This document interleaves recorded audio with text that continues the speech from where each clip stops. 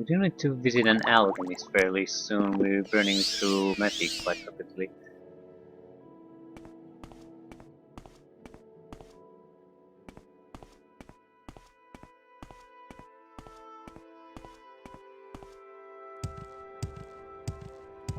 I need to go to the Dimple District. Not sure how to get there.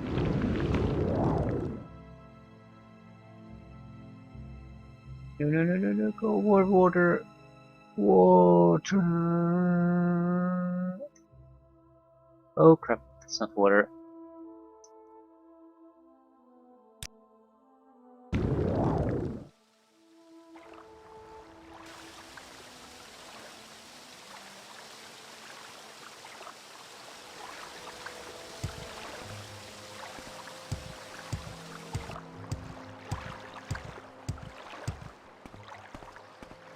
So, Temple District. Temple District would be where the weird floating rock was.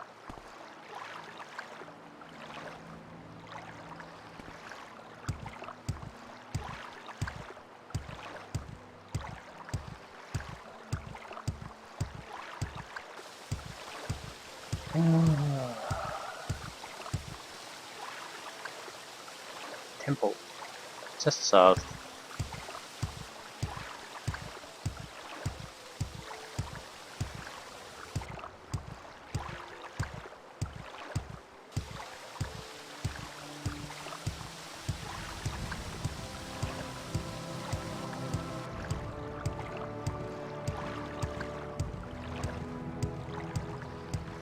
If we can't find the book we want there, we'll just finish up the Chaos Casares questline and return that.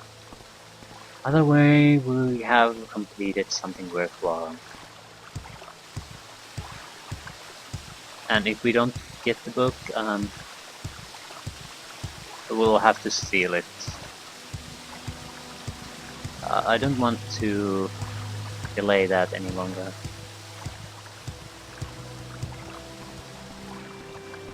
Can levitate up there. What is this? Hall of Justice.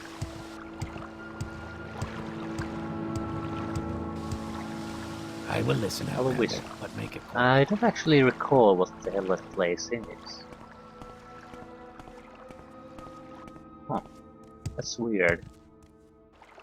Oh crap. Don't jump on everything. That's the lesson for today.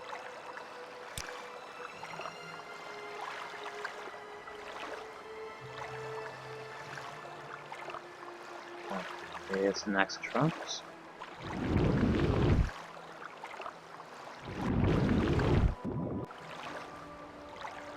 This is eating up quite a lot of our magic. We don't have all that much left anyway, so I'll just climb back up there like a good boy. Don't jump on the cantons.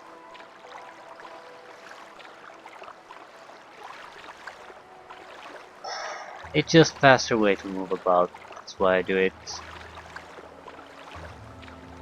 How the else would we get acrobatic training anyway?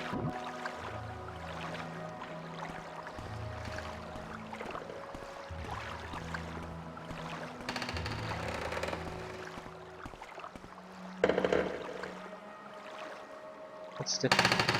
Okay, that's part of the temple district. My time is precious, so make it quick.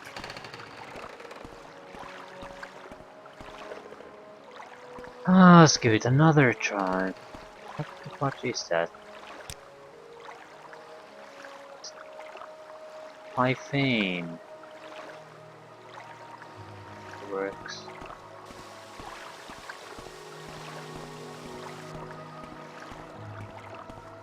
I'm hoping if I can walk under it, the minimap will reveal what it is.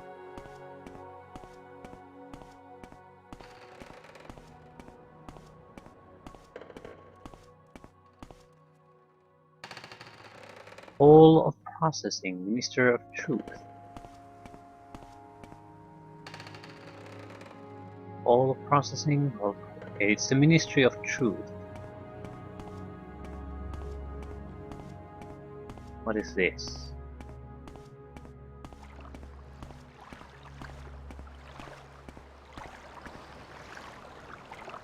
All wisdom.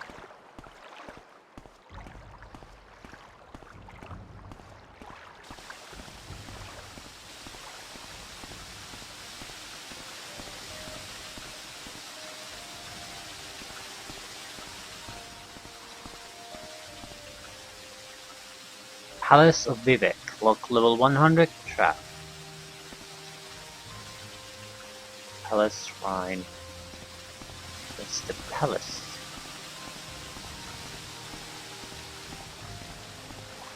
Probably get in there by trying to go through one of those underwater access points.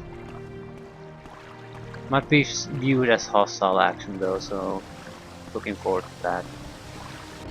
No, don't want to go into Hall of Justice. Hall of Wisdom is the more likely place we need to go.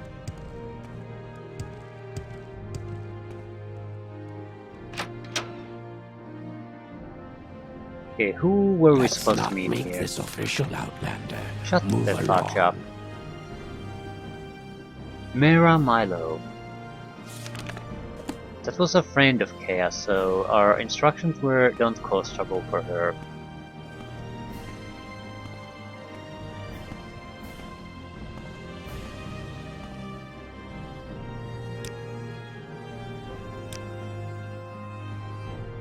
Ministry of Truth.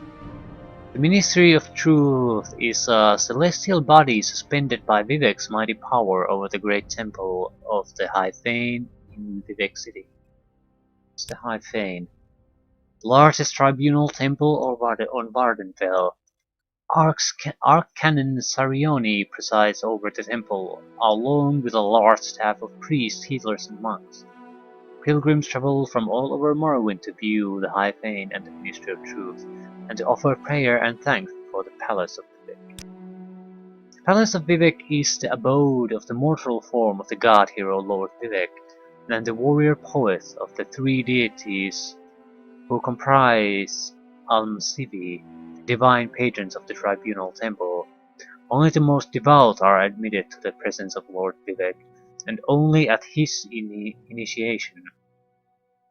Beneath the Palace of Vivek is the Puzzle Canal, a place of worship and testing for questing heroes hoping to receive Vivek's favor.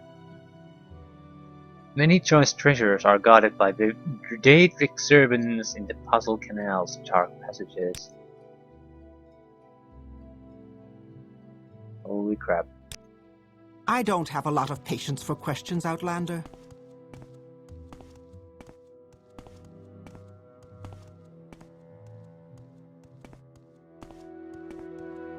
Library.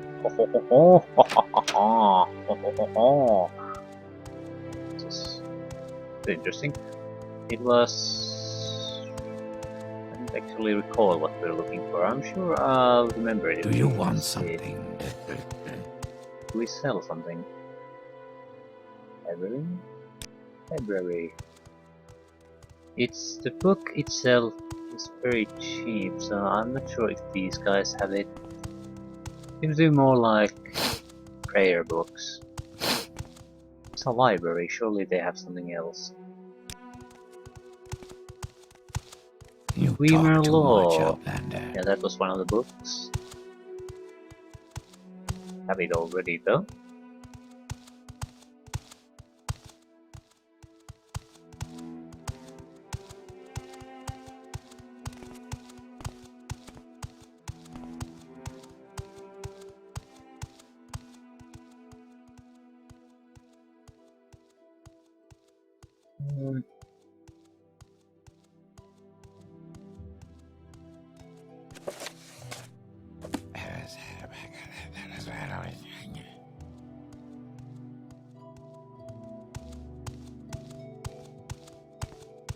Yeah, doesn't look like. Not now. We're watching you. Scum. Spit it out or hit the road. Ah, Mera Milo. Chaos sent you? Follow me to the back of the library, we can talk here. Why do they view me as hostile? I don't get it. I don't think I've done anything. We're watching you, scum. Spit it out or hit the road. Go ahead. I'm afraid I don't know anything about the Sixth House cult, but I can tell you about the Nervarine cult. The temple worships Nervar as a saint and a hero, but prophecies of his reincarnation are punished as wicked heresy. The Nervarine cult claims the tribunal are false gods, hence the temple's persecution of the Nervarine cult. A group called the Dissident Priests disputes temple doctrine on the Nervarine prophecies. The proscribed book Progress of Truth describes their beliefs. Get a copy of Progress of Truth for Chaos Casades. That will tell him things he needs to know about the Nervarine cult. This book lists the disputes of the dissident priests with the tribunal temple doctrines. The temple has outlawed the sale or possession of the book, so it will be hard to find. We have a copy here, but I fear I'm being watched by ordinators here. A safer plan would be to search local booksellers. Some booksellers ignore temple bans on outlawed books for profits or for principle.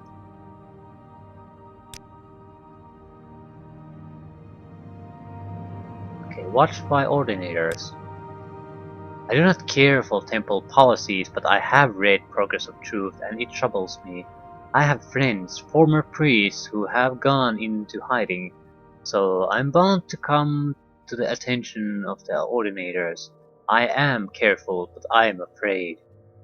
I'm no secret agent like you or Chaos. Sooner or later I too must go into hiding, if it is not too late. Okay, when you return to Chaos, tell him I am worried, and that if something goes wrong, I will leave a message under the agreed code word Amaya.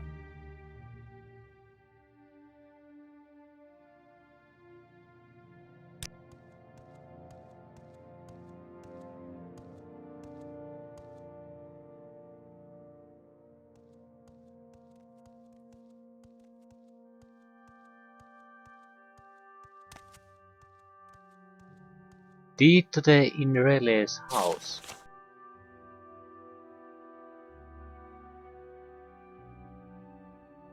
Know old Dunmer by these words that I, Muthera Hualu Velando Omani, have legally purchased the home of in Seydanin of the Dunmer Inrele Rethian and accompanying land for the sum of 3,000 imperial drakes.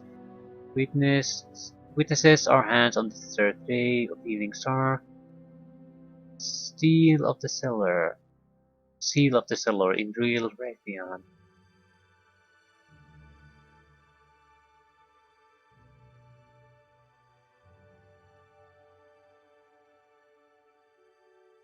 Huh.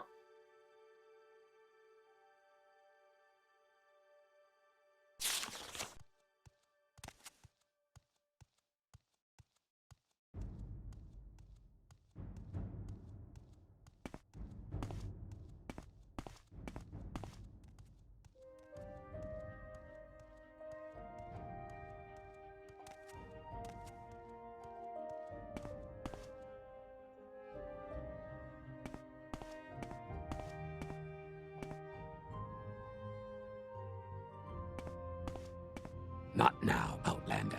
Head on. I don't see what I want.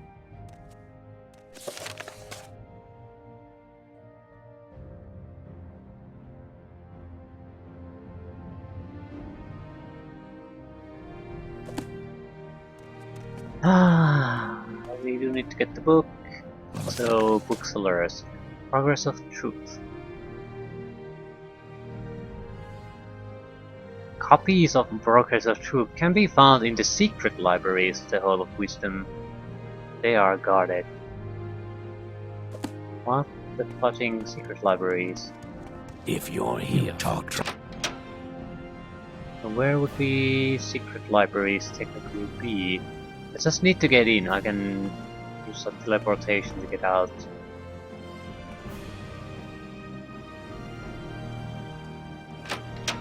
I don't have a lot of patience for If questions, you're Outlander. here for trouble, you'll get more than you bargained for.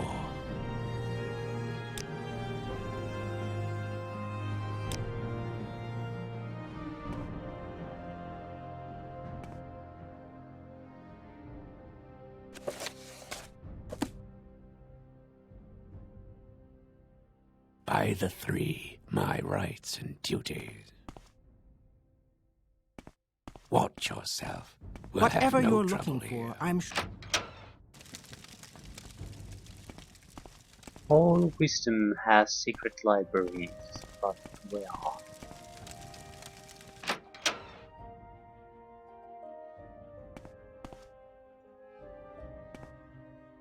Let's not make this What is it, official, peasant? Outlander. Move along.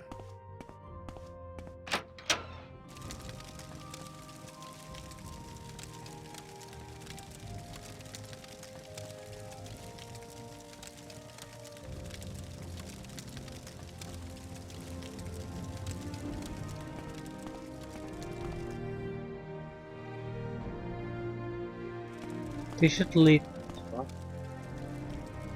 It underground.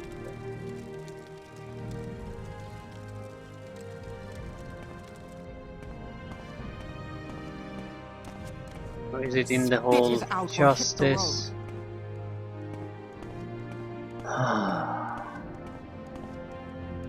Library. Library. Watch yourself. We'll have no trouble here. We'll have no trouble? Yeah. What do you want?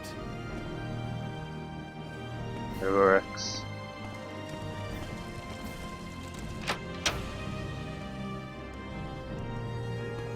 There are tons of doors leading here, but where would be the secret library?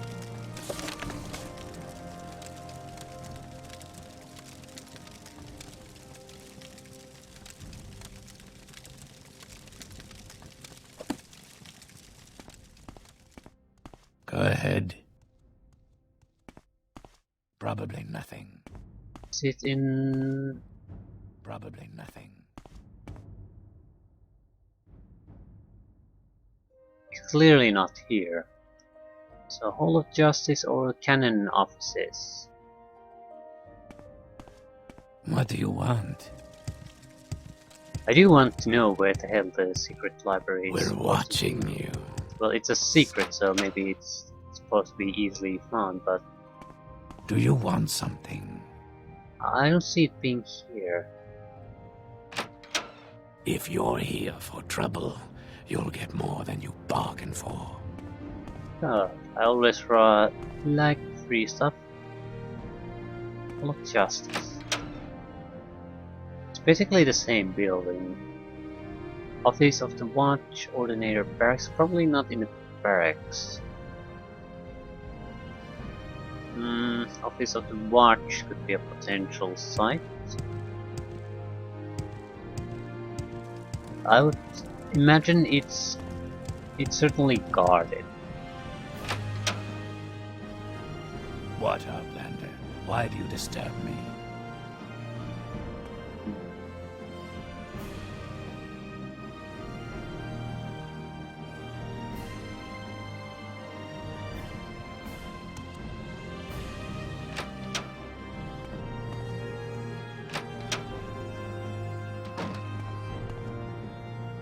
What, Outlander?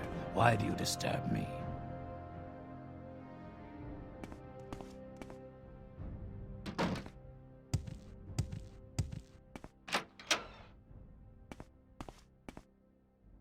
Whatever you're looking Make for, it I'm quick, sure Breton. I don't know how to find it. Okay, that's very promising. Wonder...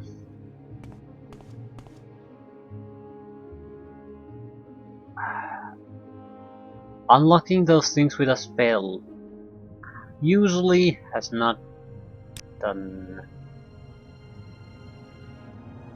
any trouble, but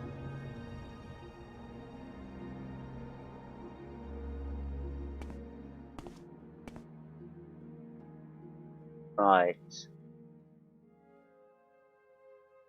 Maybe you could steal the key from these guys or something?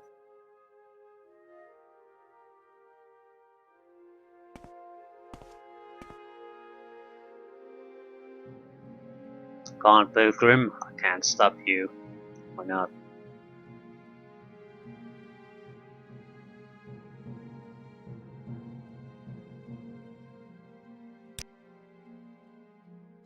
There is someone watching me. I can tell. The goddamn wizard. It's a shame that I can't check these guys out without actually causing trouble. That's all I would really need to sort of scout out my options. Now it's Spit it out or hit the road. you.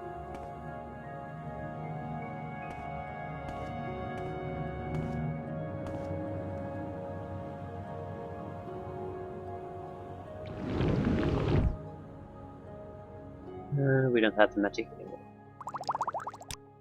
Yeah, this is gonna be super fun.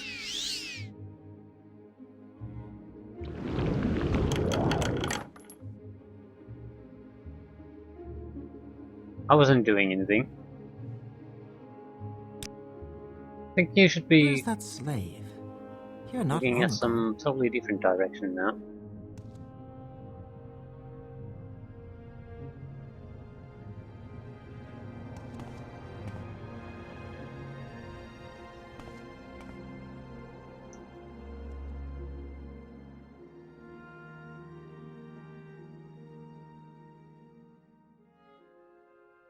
I need to restore some magic. There might be a fight down there.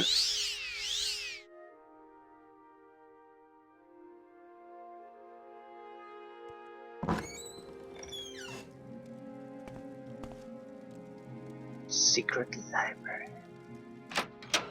We're watching you, scum. Ah, they're not hostile. We just needed to get in here.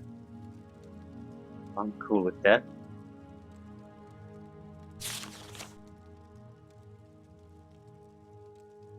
Battle of the Red Mountain. Hey, this is written by Vivek himself. The following is a transcript of the words of Lord Vivek addressed to dissident priest Malur Omen, who confronted Vivek with the Ashlander tradition surrounding the Battle of Red Mountain, and with prophecies of Nerevarine, and to unnamed magistrates of the Inquisition who joined Vivek in interrogating the dissident priest. You can clearly recall the events of the distant past, but you have asked me to tell you, in my own words, the events surrounding the Battle of Red Mountain, the birth of the Tribunal, and the prophecies of a Nerevar reborn. Here is what I can tell you. When the Chimer first abandoned the herds and tents of their nomadic ancestors, and built the first great houses, we loved the Daedra and worshipped them as gods. But our brethren, the Dwemer, scorned the Daedra and mocked our foolish rituals, and preferred instead the gods of reason and logic. So the Chimer and Dwemer were always at bitter war, until the Norse came and invaded Resbane. Only then did the Chimer and Dwemer put away their strife and join together to cast out the invaders. Once the Nords were driven out, General Nervar and the Chimer and General Dumak of the Dwemer, who had come to love and respect one another, resolved to make peace between their peoples. In that time, I was but a junior counselor to Nervar. Nervar's queen, Almalexia, and his other favorite consul, Sotha Sil, always doubted that such a peace might long survive, given the bitter disputes between Chimer and Dwemer. But by negotiation and compromise, Nervar and Dumak somehow managed to preserve a fragile peace. But when Dagoth Lord of House Dagoth, and trusted as a friend by both Nervar and Dwemer, brought us proof that High Engineer Kagrenak of the Dwemer had discovered the heart of Lorkhan, and that he had learned how to trap its powers, and was building a new god, a mockery of Chimer fate and a fearsome weapon. We all urged Nervar to make war on the dwarves, and to destroy this threat to Chimer beliefs and security. Nerevar was troubled. He went to Dumak and asked if what Degath said was true, but Kagrenak took great offense and asked whom Nerevar thought he was, that he might presume to judge the affairs of the Dwemer. Nerevar was further troubled and made pilgrimage to Halamayan, the sacred temple of Azura, and Azura confirmed that all that Degath said was indeed true, and that the creation of a new god of the Dwemer should be prevented at all costs. And Nerevar came back and told us that what the goddess had said. We felt our judgment confirmed and again counseled him to war, chiding Nerevar for his naive trust in friendship and reminding Nerevar of his duty to protect the faith and security of the Chimer against the impiety and dangerous ambition of the Dwemer. Then Nerevar went back to Wardenfell one last time, hoping that negotiations and compromise might once again preserve the peace. But this time, the friends Nerevar and Duma quarreled bitterly, and as a result, the Chimer and Dwemer went to war. The Dwemer were well defended by their fortress at Red Mountain, but Nerevar's cunning drew most of Dumak's armies out into the field and pinned them there, while Nerevar, Degath and a small group of companions could make their way into the Heart Chamber by secret means. There, Nerevar, the Chimer King, met Dumak, and Dumak the Dwarf King, and they both collapsed from grievous wounds and draining magics. With Dumak fallen and threatened by Degath and others, Kagrenak turned his tools upon the heart, and Nerevar said he saw Kagrenak and all his Dwemer companions at once disappear from the world. In that instant, Dwemer everywhere disappeared without a trace, but Kagrenak's tools remained, and Degath seized them, and he carried them to Nerevar, saying, "That fool Kagrenak has destroyed his own people with these things. We should destroy them right away, lest they fall in the wrong hands." But Nerevar was resolved to confer with his queen and his generals, who had foreseen that this war would come and whose counsel he would not ignore again. "I will ask the tribunal what we shall do with them, for they have had wisdom in the past that I had not. Stay here, loyal Degath until I return." So Nerevar told Degath to protect the tools and the heart chamber until he returned. Then Nerevar was carried to us where we waited on the slopes of Red Mountain, and he told us all that had transpired under Red Mountain. What Nerevar had said was that the Dwemer had used special tools to turn their people into immortals, and that the heart of Lorkhan held wondrous powers. Only later did we hear from others present that Degath had thought the Dwemer destroyed, not made immortal, and no one knows for sure what really happened there. After hearing Nerevar, we gave our counsel as he requested, proposing we should preserve these tools in trust for the welfare of the Chimer people, and who knows, perhaps the Dwemer are not gone forever, but merely transported to some distant realm, from which they may someday return to threaten our security once again. Therefore, we need to keep these tools to study them and their principles, so that we may be safe in future generations. And though Nerevar voiced his grave misgivings, he was willing to be ruled by our council under one condition, that we all together should swear a solemn oath upon Azura that the tools would never be used in the profane manner that the Dwemer had intended. We all readily agreed and swore solemn oaths at Nerevar's dictation. So when we went with Nerevar back into Red Mountain and met with Degath Degath refused to deliver the tools to us, saying they were dangerous and we could not touch them. Degath seemed to be irrational, insisting that only he could be trusted with the tools, and then we guessed that he had somehow been affected by his handling of the tools. But now I feel sure that he had privately learned the powers of the tools, and had in some confused way decided he must have them for himself.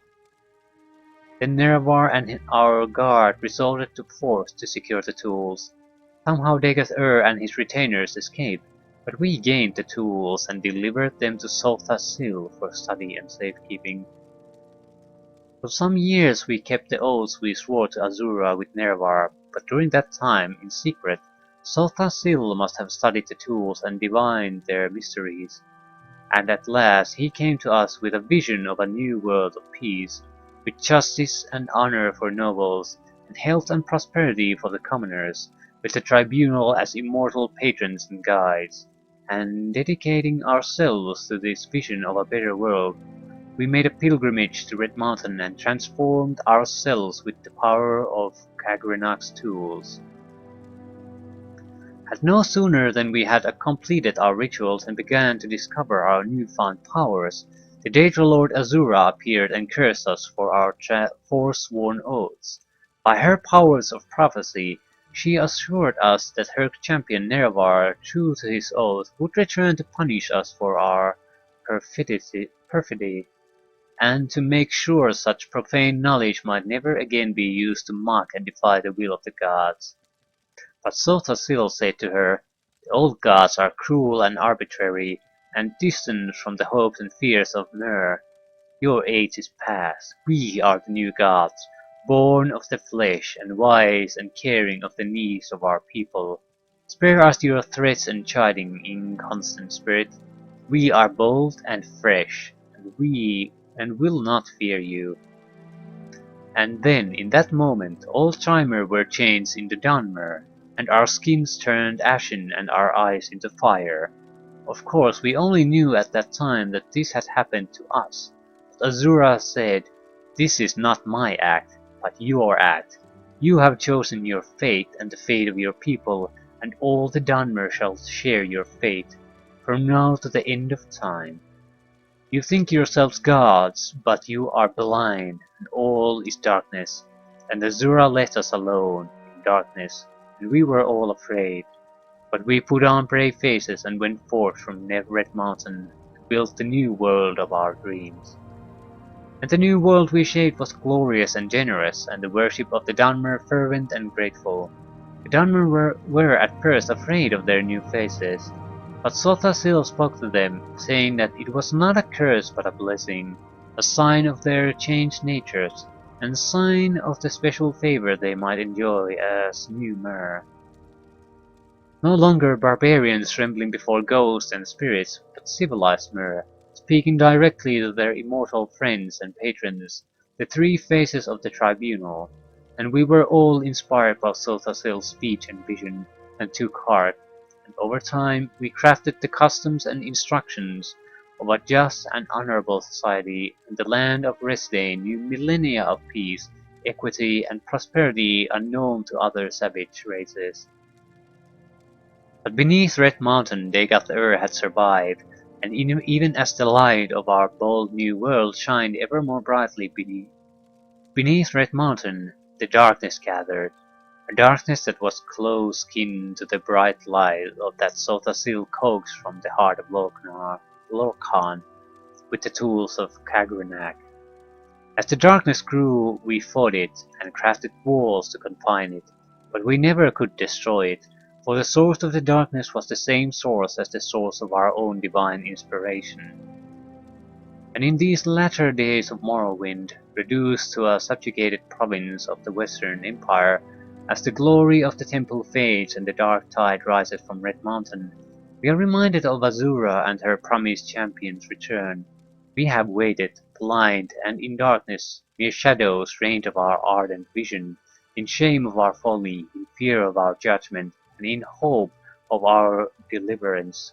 We do not know if the outlander claiming to fulfill the prophecies of the Nerevarine is our old companion, Nerevar reborn, or a pawn of the Emperor, or a catspawn of Azura, or some simple twist of fate, but we insist you adhere to temple doctrine and conform to the strictures dividing the hieroglypha from the apocrypha, and that you may not speak that which must not be spoken openly.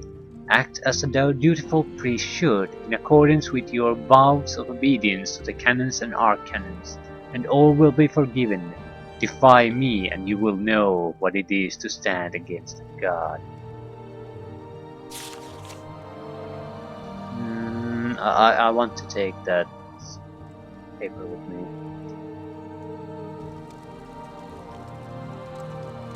Seems very important. Very, very, very, very, Where's very that important. slave? Here not long ago. Spit it out or hit the road. Amatwa was yours.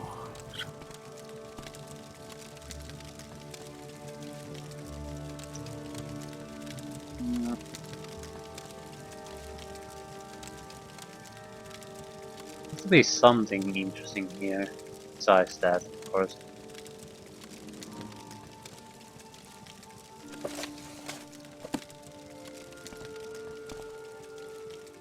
Yeah, that's what we want. Can we just take these things?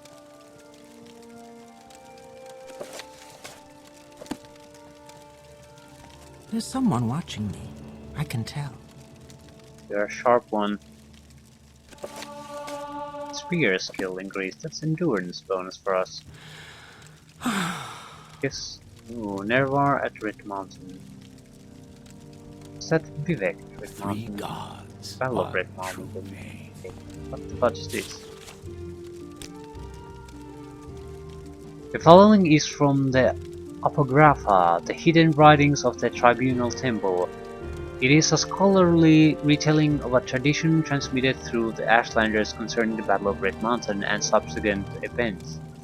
The Ashlanders associate this tale with the telling of Alandro's soul, a shield companion of Nerevar, who came to live among the Ashlanders after the death of Nerevar and during the ascension of the Tribunal. There are many variant treatments of this story, but the primary elements are consistent throughout the tradition.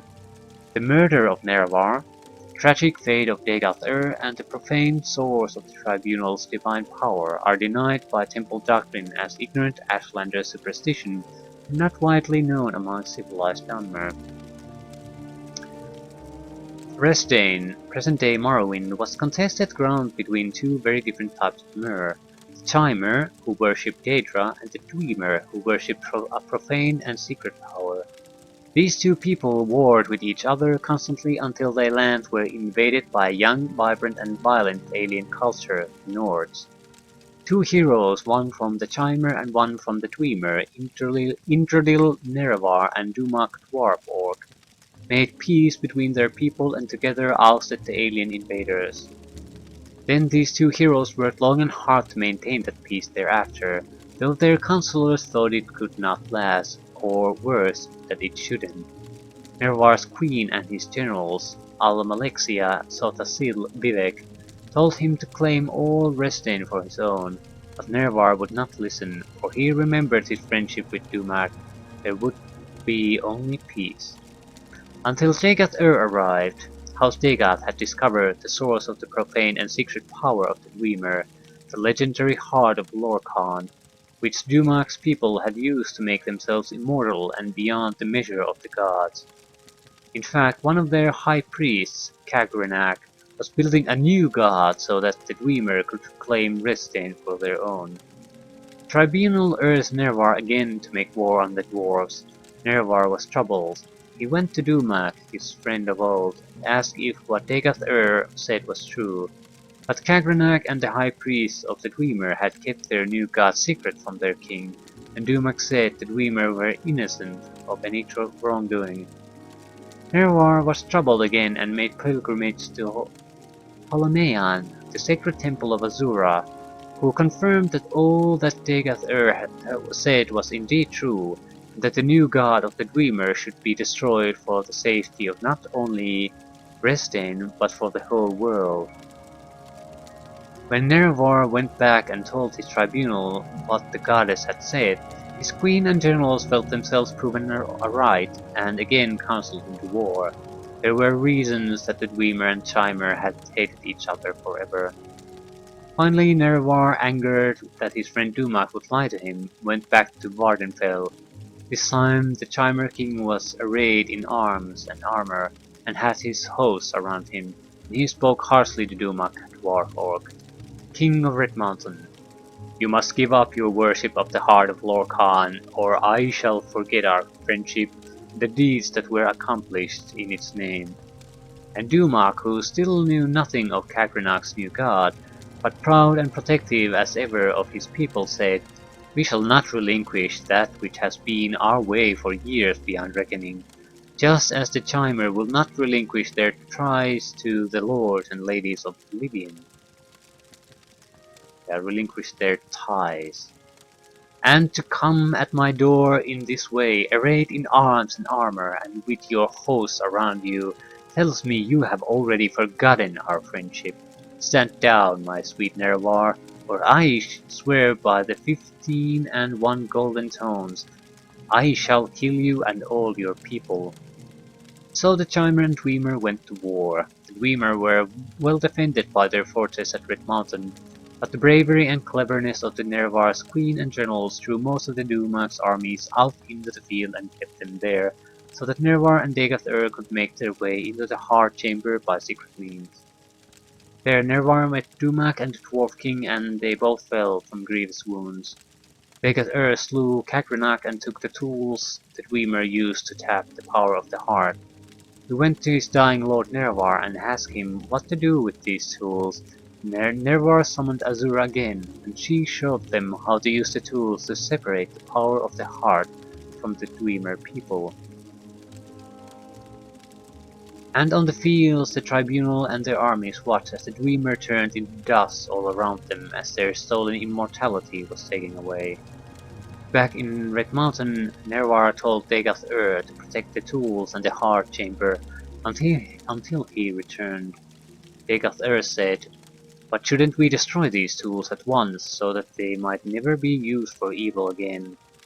Nerevar was confused by his wounds and his sorrow, for he still loved Dumat and the Dwemer people, and so went to the fields outside of Red Mountain to confer with his queen and his generals, who had foreseen that this war would come and whose counsel he would not ignore again. "I will ask the tribunal what we shall do with them, for they have had wisdom in the past that I had not. Stay here, loyal Dagath until I return." Then Nerevar told his queen and generals all that had transpired under Red Mountain, and how the Dwemer had used special tools to turn their people into immortals, and of the wondrous power of the heart of Lorkhan.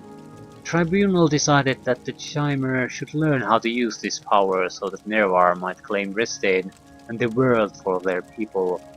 Nerevar did not expect or want this, so he asked his queen and generals to help him summon Azura yet again for her guidance. But the tribunal had become as greedy as Kagrenak upon hearing of the power of the heart, and they coveted it. They made ritual as if to summon Azura as Nerevar wanted.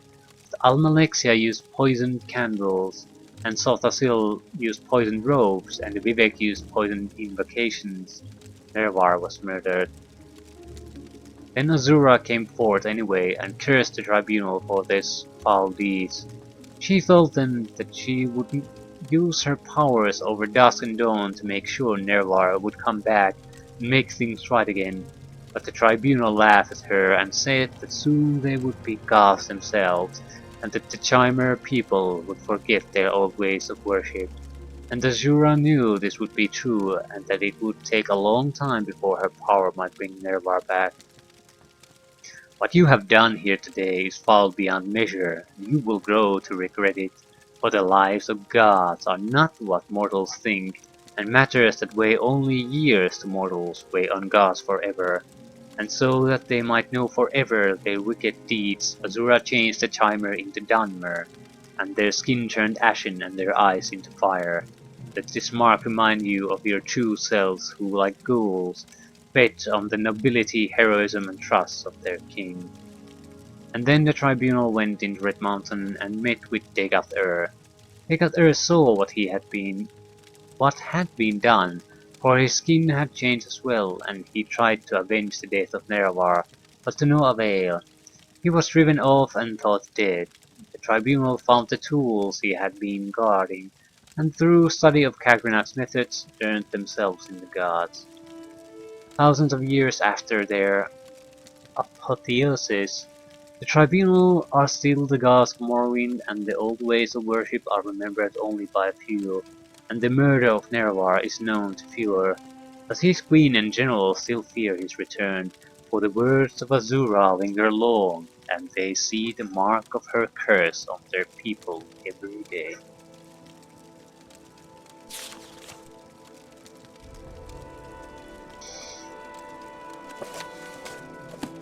Which is nice.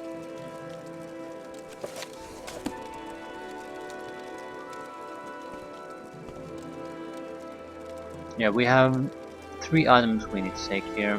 1 book. Galur Rithari's papers. Handwritten manuscript bound as folios. Outnumbered and isolated, I yielded to my foe, the creature dressed like a gentleman, and I hoped for honorable treatment. Instead, I found myself a feast for a blood-drinking monster. Chained by my corruption and despairing of my own welfare, I passively acquiesced in my gradual integration into the affairs of Clan Aunde. I made no human my prey, only beast, and kept myself apart from the other clan king. Nonetheless, I abandoned hope and lived like a beast.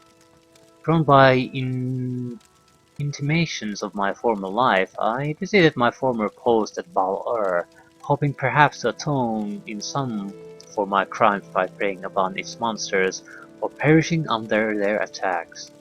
It is there that by chance I made petition to the Lord of Troubles, Moloch Baal, at an altar deep in the caverns beneath the pilgrim shrine. I was surprised and thrilled and terrified when Moloch Baal or some aspect or agent of that day's Lord offered me a chance to cure myself of vampirism. In return for a hope, however, with no hope for my soul or spirit unless I might be cured, I undertook his quest.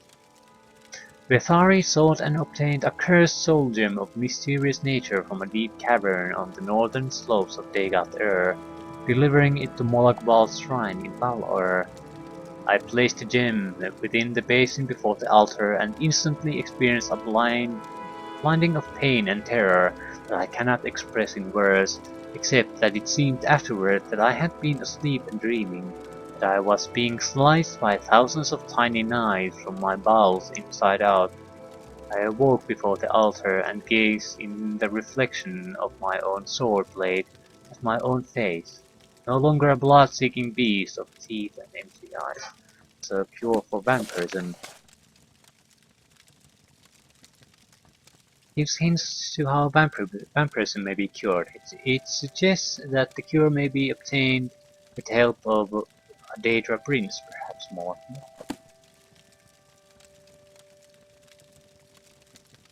Anything else? No. So now comes the harder part.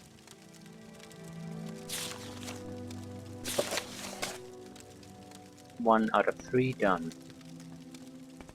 Book should be here. Let's not make this official, Outlander. Yeah. Move along. I'm pretty sure the book was here somewhere.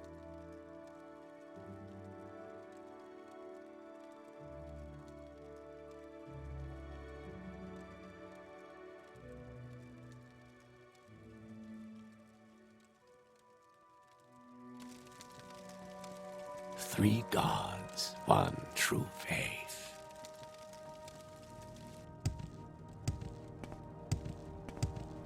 Good. Go there.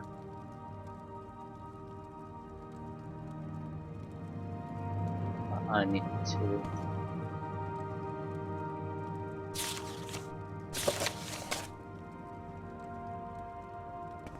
Okay, another paper. Oh crap. Dagat-Ur's plans. Ah, crap. I'll read this later. Chronicles of Shurale. We need an extra copy of this.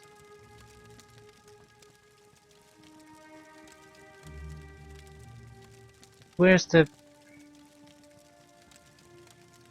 This isn't what we need to complete the goddamn quest. Need to find it again. Leave me. Duty. Yeah, this. Okay, we still have 3 items we need to get from this. I just take them. I need to test this. Shit.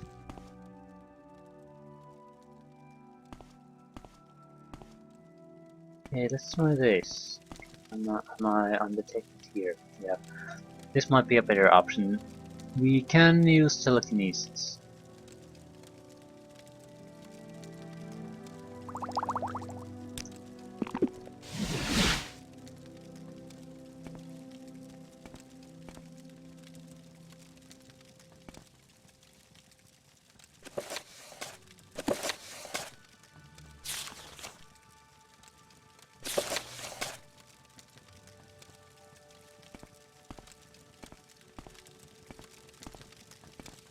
Why do you Outlanders think you can bother anyone you please?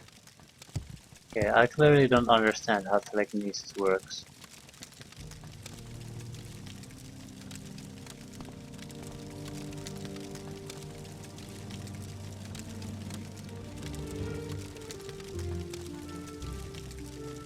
Okay, it doesn't work on the books, that's what I'm saying. It works on items. Yep. So it just won't work here.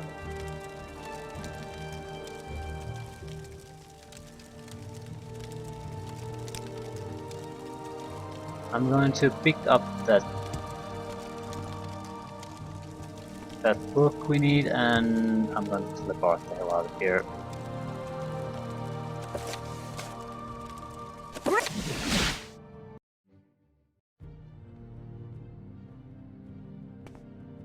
Ah.